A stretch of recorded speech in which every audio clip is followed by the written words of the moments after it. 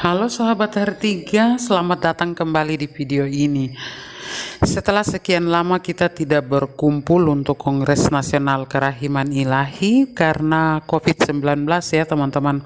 Akhirnya kumpul juga di tengah-tengah negara kita ini, tepatnya di Kota Makassar.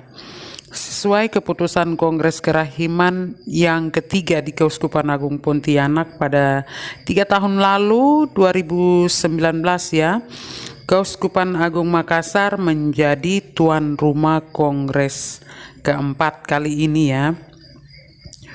Kegiatan ini dilaksanakan di Kota Angin Mamiri, bertempat di Hotel Novotel Grand Saila pada tanggal 7 sampai 9 Oktober tahun 2022 ya, jadi 2 minggu yang lalu. Peserta yang hadir dari seluruh keuskupan di Indonesia dengan kurang lebih 156 orang yang terdiri dari para pastor, 2 bapak uskup, suster, frater, dan para devosan awam. Nah teman-teman, dari kegiatan kongres kemarin saya rangkum beberapa catatan penting dan ada 4 hal yang saya rangkum ya sebagai catatan oleh-oleh dari Kota Daeng untuk teman-teman devosan semua. Yang pertama, kegiatan diawali dan diakhiri dengan misa yang dipimpin oleh 2 orang Monsinyur, yaitu Monsinyur Petrus Bodeng Timang dan Monsinyur John Likuada. Seperti biasa, para konselebrannya adalah para imam moderator masing-masing keuskupan. Lalu yang kedua, tema Kongres Nasional Komunitas Kerasulan Kerahiman Ilahi kali ini adalah keluarga menjadi oasis awal mekarnya kerahiman ilahi hingga menyebar ke seluruh dunia. Itu tema umumnya. Tema ini dibawakan oleh 4 orang. Yang pertama Bapak Stefan Lex, kemudian yang berikut itu Monsinyur John Likuada, Uskup Agung Makassar. Yang berikutnya lagi yang ketiga Monsinyur Petrus Bodeng Timang, itu Bapak Uskup dari Banjarmasin teman-teman. Dan terakhir Pastor Andreas Rustin, beliau adalah Ketua Komisi Kerasulan Keluarga Keuskupan Agung Makassar. Masing-masing narasumber berbicara dengan beberapa topik dan poin-poin. Ada beberapa poin yang saya rangkum. Dari Bapak Stefan Lex sendiri itu bicara tentang yang pertama itu setiap murid Yesus diberi misi menjadikan keluarganya sebagai oasis kerahiman ilahi. Poin kedua dari Bapak Stefan Lex bicara itu adalah murid Yesus itu jati diri paling agung. Ciri murid Yesus adalah tidak pernah mampu memahami Allah secara penuh, tidak tamat sekolah formal, belajar sepanjang hidup, lemah lembut dan rendah hati. Dan juga memiliki 3 hal ini dalam mengemban misi. Yang pertama itu menyangkal diri, memanggul salib, dan yang ketiga tetap mengikuti Yesus. Seperti Santa Faustina yang mengatakan, saya hanya mau menderita untuk Yesus. Lalu dalam catatan itu juga disinggung tentang mengandalkan Allah, bahwa keselamatan kita itu hanya tergantung pada Allah. Kalau Allah berkenan ya kita diselamatkan. Kemudian ada belas kasihan tampak pada kepeduliannya pada sesama. Selain itu Bapak Stefan Lex juga mengajak para devosan awam dan para imam untuk terlibat dalam gerakan bersama merawat kerahiman Allah, bertumbuh dan menjadi oasis di tengah-tengah dunia. dengan tentu saja hidup sesuai dengan semangat Santa Faustina.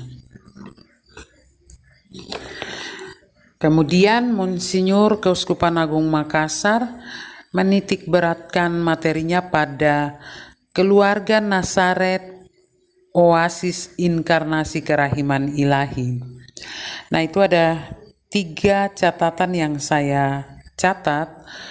Keluarga Nazaret sebagai model keluarga Kristiani, berangkat dari pengalaman tradisi religius Israel yang sangat taat pada Allah.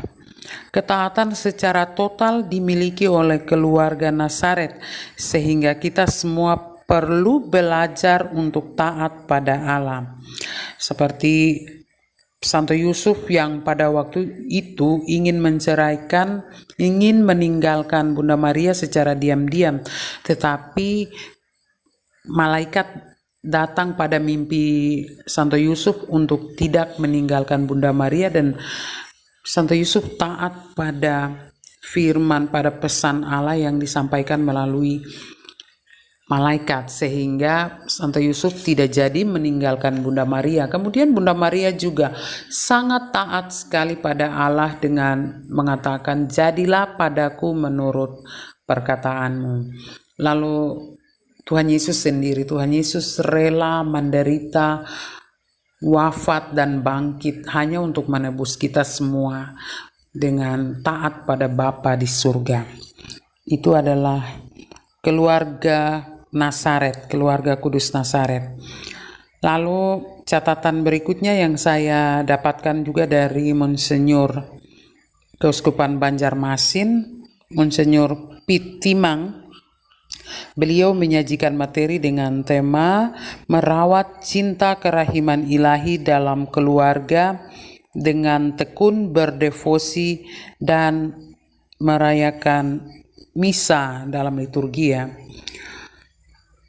Dan berikutnya yang terakhir itu Pastor Andreas, Pastor Rusdin, biasanya dikenal dengan Pastor Rusdin, membawakan materi tentang kerahiman ilahi menjadi kekuatan keluarga Kristiani dalam 7 cincin perkawinan. Dan beliau menjelaskan tentang 7 cincin perkawinan itu, dan 7 cincin itu adalah cincin perkawinan sendiri, kemudian cincin penemuan, cincin penderitaan, cincin peneguhan, cincin pemulihan, cincin kemapanan, dan yang terakhir itu cincin persembahan. Pastor Rusdin mengajak keluarga untuk menjadikan kerahiman ilahi sebagai landasan untuk bertumbuh menuju cinta yang sejati, tentu saja melalui devosi kerahiman ilahi. Dalam hal-hal yang sederhana seperti misalnya makan malam bersama atau makan bersama dan berdoa bersama di dalam keluarga. Jadi devosi kerahiman ilahi itu bukan hanya soal doa saja, tetapi lebih pada tindakan kita dalam kehidupan sehari-hari. Dan catatan yang ketiga saya dapatkan dari Kongres keempat kemarin, yaitu bahwa dalam Kongres keempat ini telah diputuskan secara bersama bahwa komunitas kerasulan kerahiman ilahi adalah komunitas devosional yang dialogis, memiliki visi dan misi komunitas, tetapi tetap ada ketua secara nasional, ya teman-teman. Dalam diskusi ini muncul juga beberapa catatan penting, seperti ketua-ketua regio yang dulu pada kongres-kongres sebelumnya dibentuk itu kan kelihatan seperti tidak ada, dan saat ini diminta untuk diaktifkan kembali. Kemudian harus ada buku panduan doa secara nasional, dan ini yang kita tunggu-tunggu, ini kapan ada buku panduan. Tapi saya sudah lihat dan ikuti sendiri secara langsung panduan tentang jam kerahiman, dan mungkin saya akan bagikan di sesi berikut ya teman-teman. Kemudian perlu ada forum moderator keuskupan. Supaya apa? Supaya bisa menjadi penghubung antara komunitas kerahiman dan konferensi wali gereja Indonesia. Berhubungan dengan temanya adalah keluarga, maka diharapkan ada gambar kerahiman di setiap keluarga, di setiap rumah. Kemudian mulai lebih sering membaca buku harian Faustina, membangun relasi yang harmonis melalui pengampunan dan pengorbanan. Berdoa koronka secara rutin dalam keluarga, serta melaksanakan misa dan adorasi. Catatan yang keempat adalah tuan rumah Kongres Nasional Kerahiman Ilahi yang kelima. Berdasarkan keputusan bersama Kongnas 4, Keuskupan Agung Merauke menjadi tuan rumah Kongres Nasional kelima tahun 2025. Jadi teman-teman yang punya kesempatan untuk hadir nanti, ayo kita kumpul ya di Kongres Nasional Kerahiman Ilahi yang kelima di Merauke. Catatan lain yang penting juga itu sudah dilaksanakan sekolah buku harian Faustina. Nah ini kalau tidak salah di Semarang ya teman-teman, saya ingat betul di Semarang itu sudah ada kelompok atau komunitas yang tekun membaca buku harian Faustina.